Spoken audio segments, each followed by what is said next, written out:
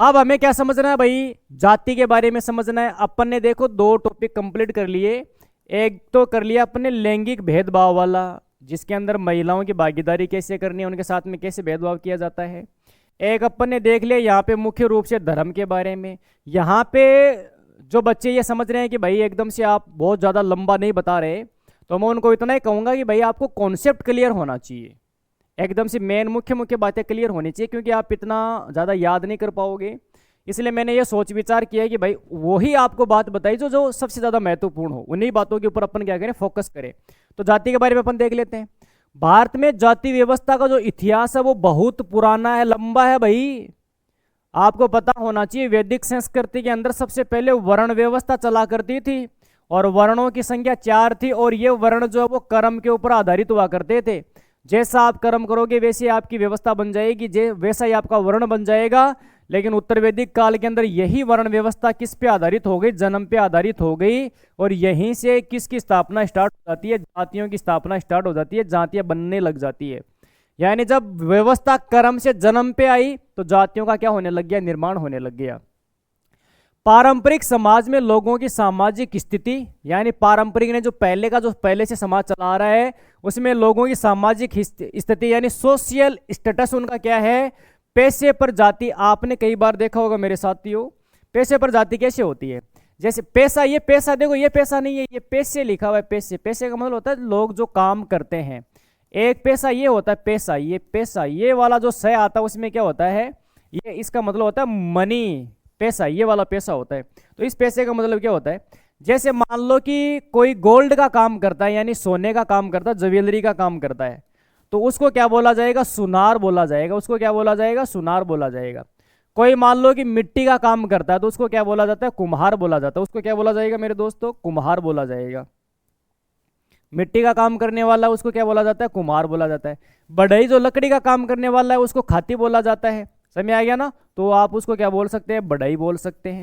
इसके साथ साथ में आप जो लोहे का काम करने वाला जो होता है, जिसको आप क्या बोलते हैं, लोहार बोलते हैं। जिसको आप क्या बोलते हैं, लोहार बोलते हैं। कहने का मतलब ये हो गया कि ये पैसा, यानी जैसा काम कर रहे हैं वैसे इनकी जातियां बनती जा रही है, वैसे इनकी क्या बनती जा रही है, जातियां बनती जा रही है। पैसे पर जाति का प्रभाव रहा। आधुनिक भारत में कानून और लोकतंत्र ने जाति आधारित भेदभाव को क्या दी है भाई, चुनौती दी है। यानी कानून भी बना दिया कि भाई जाति के आधार पे आप क्या नहीं कर सकते, भेदभाव नहीं कर सकते। और आपने देखा होगा एक ये जो यूजीसी एक्ट बना हुआ है, इस यूजीसी एक्ट के अंदर ये तो सिस्टम है कि भाई एससी, एसटी और इसके साथ साथ में अब ओबीसी को भी शामिल कर दिया। ये क्या है यूजीसी एक्ट, इसमें मेन मुख्य बात अगर आपको समझनी है, इसका मतलब क्या है, इसका मतलब यही है कि भाई उच्च जाति के जो लोग होते हैं वो लंबे समय तक, ऐसी मान्यताएं हैं, उच्च जाति के जो लोग होते हैं वो लंबे समय तक इनका क्या करते आ रहे थे, शोषण करते आ रहे थे, ऐसी मान्यताएं हैं। अब उसमें कितनी सत्यता है कितनी सत्यता नहीं है, लेकिन शायद कुछ ना कुछ सत्यता है, तभी तो ये बातें चल रही है। इनके साथ में भेदभाव किया जाता था, इनके साथ में छुआछूत का भेदभाव किया जाता था, इनको छुआ नहीं जाता था। अच्छा, जो दलित जातियां हुआ करती थी उनको समाज से बाहर रहना पड़ता था। उनको घर के अंदर जो फेंके हुए कपड़े हैं जो उच्च जातियों के द्वारा, उन कपड़ों को यूज करना पड़ता था, फेंके हुए बर्तनों को यूज करना पड़ता था। शहर के अंदर जब घुसते थे तो उनको ढोल बजा के आना पड़ता था। तो जातियों की जो व्यवस्था है समाज के अंदर इतनी खतरनाक उस टाइम पे थी, आज तो बहुत ज़्यादा बदल चुकी है। आज तो शिक्षा का भी विस्तार हो रहा है और इसके साथ साथ में कानून की व्यवस्था भी बनी हुई है, लेकिन एक टाइम पे तो ये बहुत ज़्यादा अपना पैर पसार चुकी थी। तो जो लंबे समय से जो व्यवस्था बनी हुई है उसको एक दिन में क्या नहीं किया जा सकता, खत्म नहीं किया जा सकता। धीरे धीरे व्यवस्था समाज के स्तर भी प्रयास करना पड़ेगा, और इसके साथ साथ में सरकार तो प्रयास अपना कर ही रही है, संविधान भी प्रयास कर रहा है, संविधान के अंदर भी बहुत सारा प्रावधान लिखा गया है। तो अभी यूजीसी जो है वो लेके आए हैं, तो इस यूजीसी के अंदर क्या है कि भाई अगर इन बच्चों के साथ में, इनकी जातियां जो इनके बच्चों के साथ में शिक्षण संस्थाओं में अगर किसी भी प्रकार का कोई भेदभाव किया जाता है, जाति सूचक गालियां दी जाती है या फिर छुआछूत का व्यवहार किया जाता है कि भाई ये तो उच्च जाति का है, ये तो दलित जाति का है, अगर उच्च जाति के लोगों के द्वारा ये कहा जाता है तो तुरंत उस व्यक्ति को क्या कर लिया जाएगा, उस स्टूडेंट को गिरफ्तार कर लिया जाएगा और उसको जेल की सलाखों के पीछे उसको क्या कर दिया जाएगा, डाल दिया जाएगा। अच्छा, जो यूजीसी का विरोध कर रहे हैं वो लोग ये कह रहे हैं कि भाई जब समाज के अंदर ये बदलाव हो रहा है धीरे धीरे, तो आप लोगों को जातियों में बांटने का क्यों काम कर रहे हो। इसका दुरुपयोग होगा, इसका मिस यूज होगा, और लोग जो है वो अपना जो पारंपरिक कोई अगर किसी की दुश्मनी है या फिर कोई विरोध है या फिर कोई आपस में नफरत की भावना है वो निकालने के लिए इस यूजीसी का उपयोग करेगा। तो इसका विरोध किया जा रहा है। मेरे हिसाब से कानून व्यवस्था बनाना एक उचित फैसला है, होना भी चाहिए, लेकिन जो भेदभाव खत्म होगा वो समाज के स्तर पे सबसे ज़्यादा होगा। और मैं जहाँ तक मानता हूँ वो है शिक्षा के आधार पे, व्यक्ति को शिक्षित। अच्छा, कई लोग ऐसे होते हैं कि भाई शिक्षा के आधार पे तो जो पढ़े लिखे लोग हैं वो भी तो जातिवाद करते हैं। तो अब भाई उनकी शिक्षा कैसे हुई है, कहाँ पे हुई है, किस स्वरूप में हुई है, वो तो वही जानते हैं।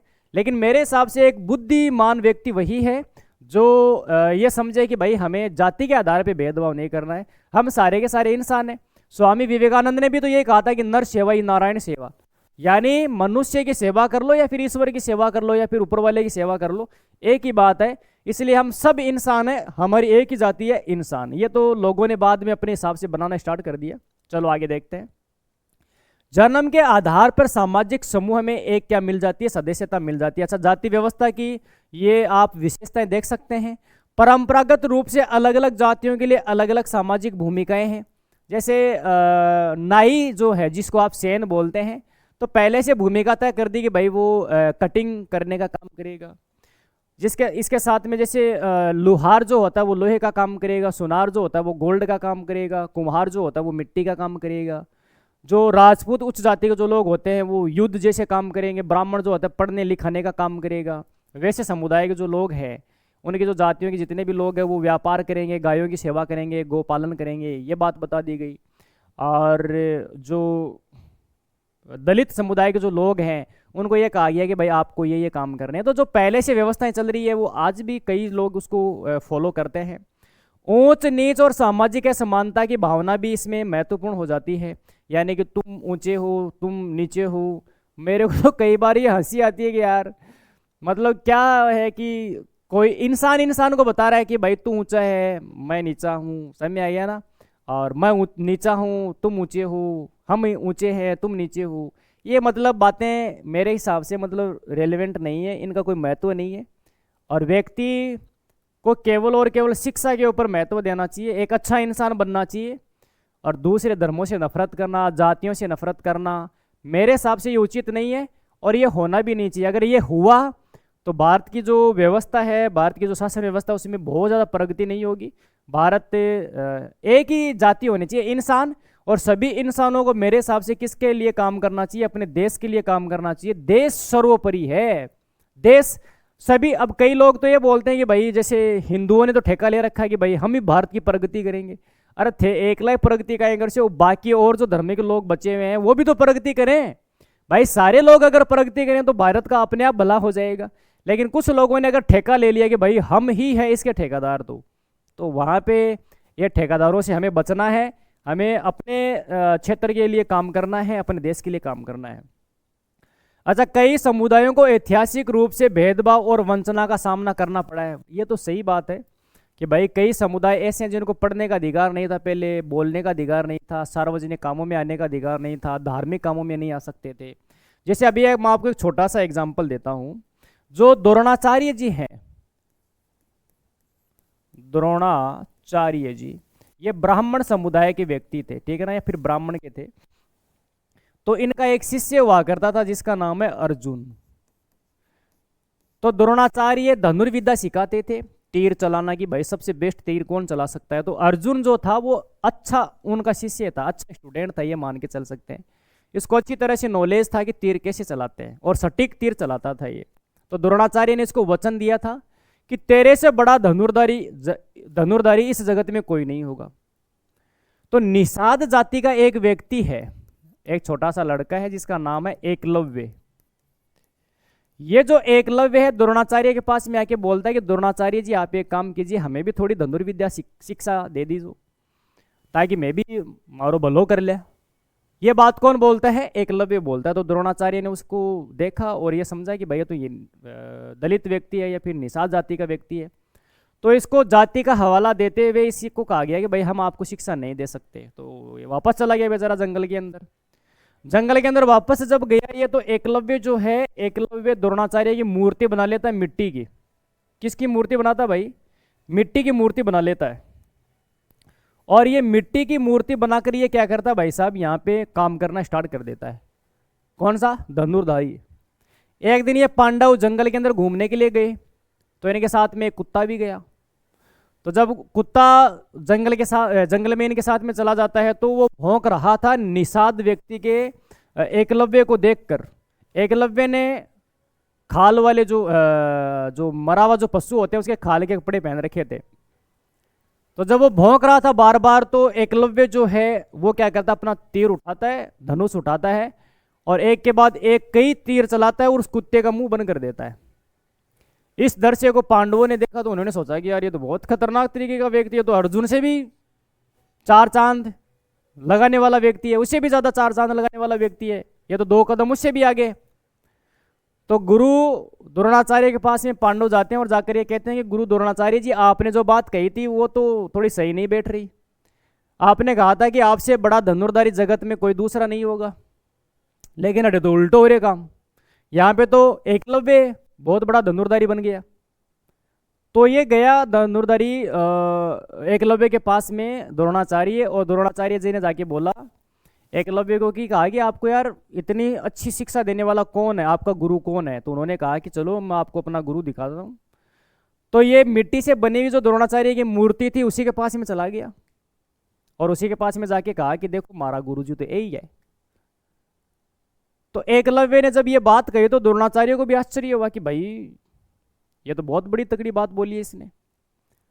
तो पहले गुरु दक्षिणा के रूप में, पहले गुरु जो थे वो अपने शिष्यों से ये उम्मीद करते थे कि वो भी उनको क्या दे दे, गुरु दक्षिणा दे दे। तो गुरु दक्षिणा के रूप में द्रोणाचार्य ने एकलव्य का दाहिने हाथ का अंगूठा मांग लिया कि भाई जो अंगूठो मन दे दे। मेरा तो समझ में नहीं है कि वो अंगूठो द्रोणाचार्य ले करसी का है।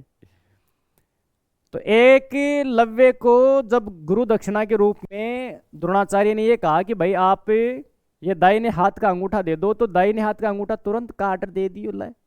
किसने दिया? एकलव्य ने दे दिया। ये शिष्य था, बहुत बड़ा था। और अर्जुन का जो वचन था, यानी द्रोणाचार्य ने जो अर्जुन को वचन दिया था वो एकदम से सफल हो गया।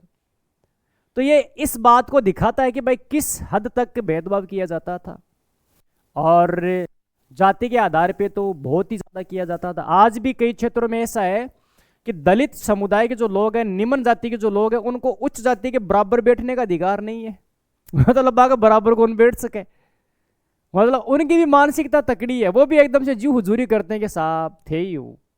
मतलब मेरे को तो कई बार ये अफसोस होता है कि भाई इतनी गुलामी करने की जरूरत कहाँ पे, और होना भी नहीं चाहिए। और कोई निस्सहाय व्यक्ति को, एकदम से जो कमजोर व्यक्ति है, उस व्यक्ति के सामने आप एकदम से पैर पसार कर बैठे हैं, एकदम से राजा वाली आप फीलिंग ले रहे हैं।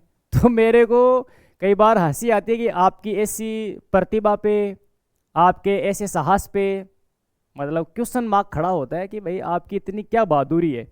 अगर आपको इतना ही बलवान बनना है तो लोकतांत्रिक व्यवस्था के अंदर अगर कोई निम्न जाति का उच्च पद के ऊपर है, जैसे मान लो कि कोई प्रधानमंत्री है या फिर कोई राष्ट्रपति है, जैसे द्रौपदी मुर्मू है, तो द्रौपदी मुर्मू आदिवासी महिला है, बिका सामने थे पैर पसार दिखाओ देनी, अगर थे अत्ता ही बड़ा पहलवान हो जाना। हमें आ गया ना कि भाई राष्ट्रपति द्रौपदी मुर्मू है, वो आपके घर में आ रही है, पहली बात तो आपके घर में आएगी नहीं वो, इस बात का ध्यान रखना। अगर वो आपके घर में आ रही है और आप बहुत बड़े बहादुर व्यक्ति हैं, तो आपको एक काम करना चाहिए, उसके सामने एकदम से राजा वाली फीलिंग लेके बैठना है, फिर पता चलेगा आपको कि भाई आप कितने बहादुर व्यक्ति हैं। कमजोर व्यक्ति के सामने तो एकदम से कोई भी भाई शेर बन जाता है। समझ में आ गया ना? तो इस चीज़ का क्या रखना, आपको ध्यान रखना। बच्चों, आपको जीवन में कभी भी जातिवाद के आधार पे काम नहीं करना। जातियाँ मेरे हिसाब से बहुत ज़्यादा महत्वपूर्ण नहीं है, और इनको बहुत ज़्यादा महत्व नहीं देना है। क्यों नहीं देना? क्योंकि भाई शिक्षा इंपॉर्टेंट है। मनुष्य की एक ही जाति है जिसका नाम क्या है? इंसान। आगे अपन चलते हैं।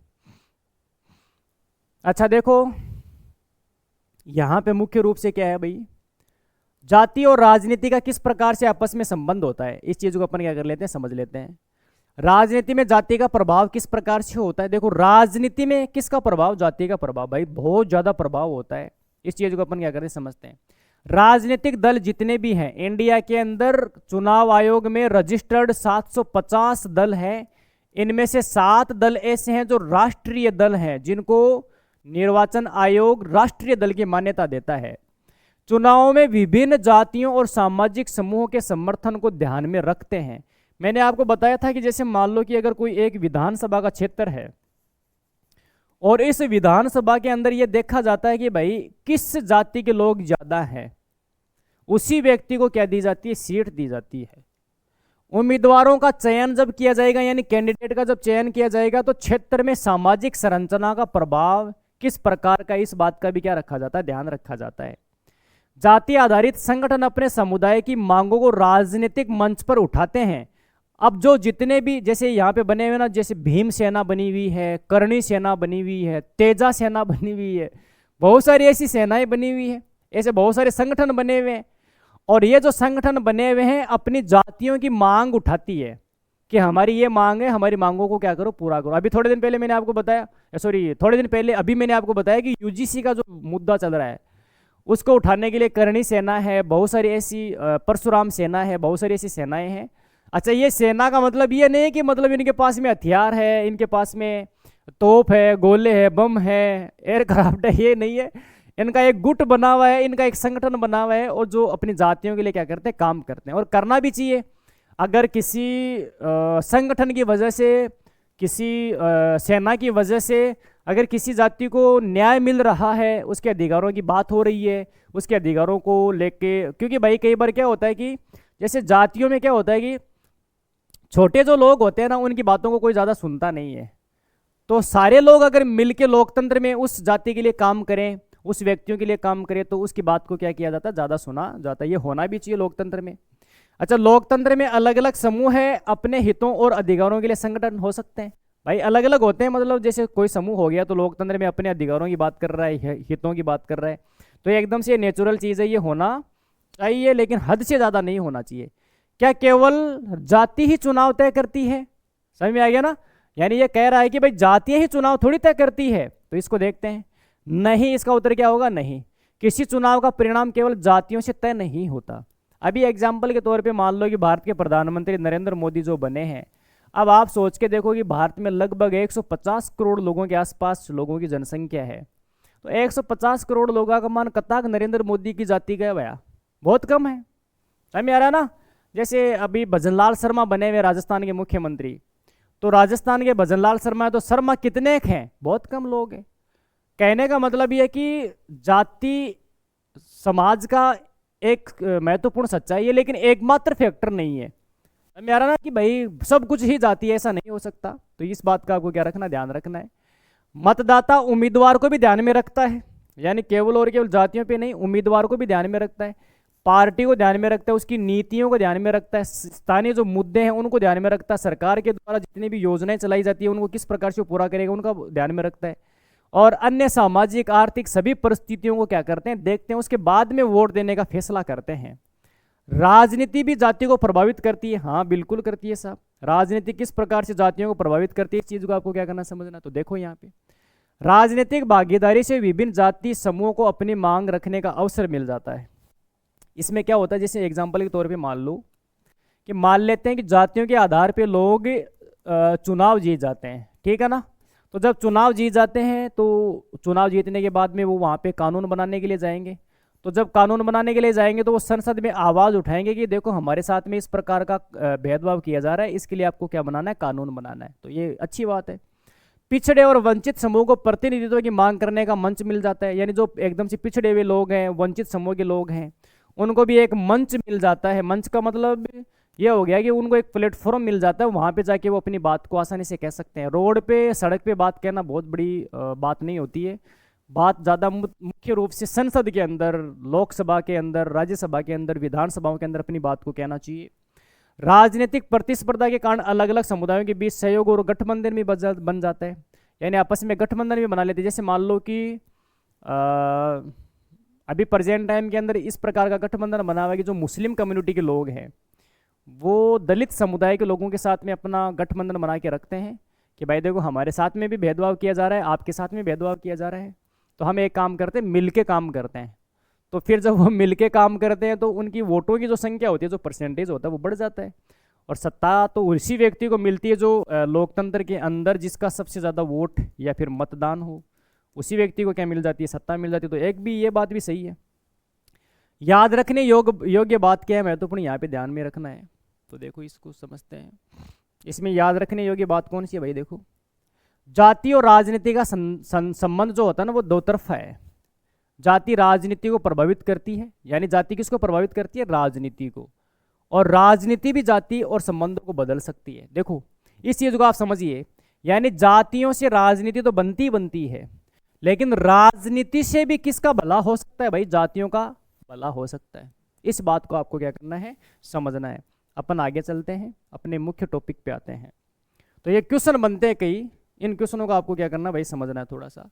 जैसे लैंगिक विभाजन क्या है, तो मैंने आपको बताया था समाज में महिलाओं का समाज के अंदर महिलाओं का और पुरुषों का जो काम का विभाजन किया जाता है और जो भूमिकाएं होती है वो असमान सामाजिक विभाजन और लैंगिक विभाजन कहलाता है। इस चीज़ का आपको ध्यान रखना है। नारीवादी आंदोलन आप देख लो, महिलाओं को समान अधिकार मिलना चाहिए, अवसर सम्मान मिलना चाहिए। उनके द्वारा चलाए गए जितने भी आंदोलन उनको नारीवादी आंदोलन कहा जाता है।